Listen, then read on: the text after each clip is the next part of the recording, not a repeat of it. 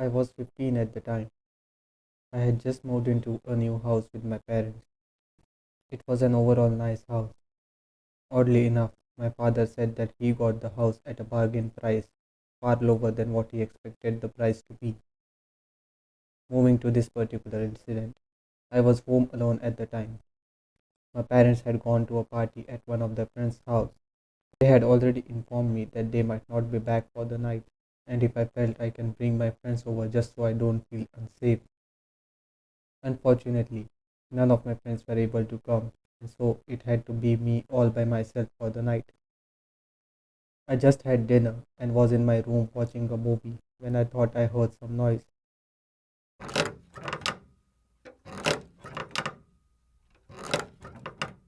I muted the TV and heard carefully. It was like wooden floor creaking due to pressure applied on them. On closer inspection, I pinpointed it to be coming from the attic above my room. Now, this was not something cliche, like an intruder being in the house. I had just been up there with my father that evening, just before they left, and I knew there could be no one up there. I still went to the attic just for the sake of my mind. As expected, there was nothing besides a few scattered boxes here and there. I closed the attic door and came to my room. The movie I was watching ended, and I soon went to sleep. I got up at some ungodly hour.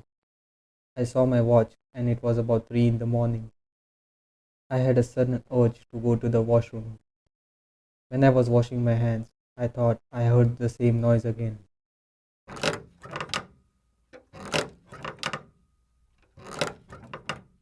I brought my ears closer to the bathroom door and tried to hear it. This time, it was coming from my room instead of the attic. I turned the bathroom light off and waited in silence. Those creaking noises came out of my room and slowly made their way to the bathroom door. I was terrified beyond I could describe. I looked through the gap between the door and expected to see someone's feet, but there was nothing. I began shaking and just prayed that the thing would leave me alone.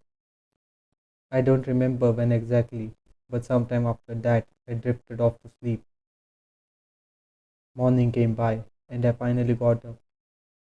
Sunlight was pouring in through the window, and it really made me feel better. I washed my face, and suddenly the fear from the previous night came roaring back. I saw that the bathroom door was wide open. I knew for a matter of fact that I had locked it when I first heard those noises. I began shaking violently again and ran to my room. Fortunately, my parents came home shortly after. They were terrified to find me so frightened. I told them about everything, and to my relief, they believed me to some extent. They knew I could not be making this up. My dad searched the attic once again, just to be sure, but there was nothing there. It's been only 1 week since this happened, and nothing else has happened since then. I just hope it stays that way.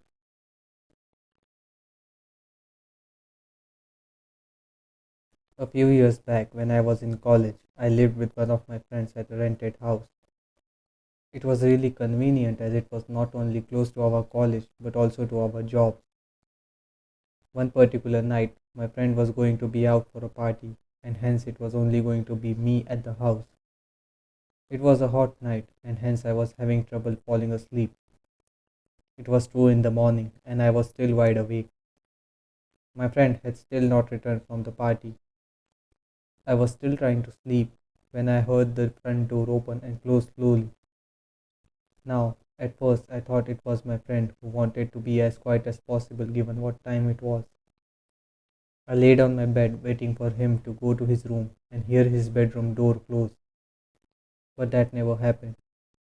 Instead, my doorknob started shaking as if someone was trying to open it. At first, it was quite gentle, but it soon started shaking violently. I grabbed my phone and called my friend. Luckily, he picked up and he said he was still at the party. That just filled me with a sickening feeling. I hung up the phone and called the police. The dispatcher said that the police are on their way and to stay on the line until someone arrives. The moment she said this, one police car came and two officers got down. They wasted no time getting in as they found the front door unlocked. I heard yelling and shouting from outside my door before one of the officers told me that it was safe and to open the door. I had a look at the intruder for the first time. It was a disgusting looking homeless man. My friend came in shortly after, but one question still remained. I was wondering how those officers were able to come to my house so quickly when in fact it was hardly a minute since I called the police. This was solved the moment our front door neighbor Sally came out of her house. Sally was a 70 something year old lady who also used to live alone. Apparently, the man who entered our house had first tried breaking into her house. Since her door had a double lock, he could not get in and turned to our house. But this was enough to break her sleep and for her to see that man entering our house. She straight away called the police, and this was the reason why they were able to come so quickly. Me and my friend thanked her. God knows what would have happened if police had not reached sooner. Given that he tried to open the locked bedroom door instead of stealing anything he can get shows that he was not there just to rob us. This incident was enough for us to have a double lock installed and be more serious about house security.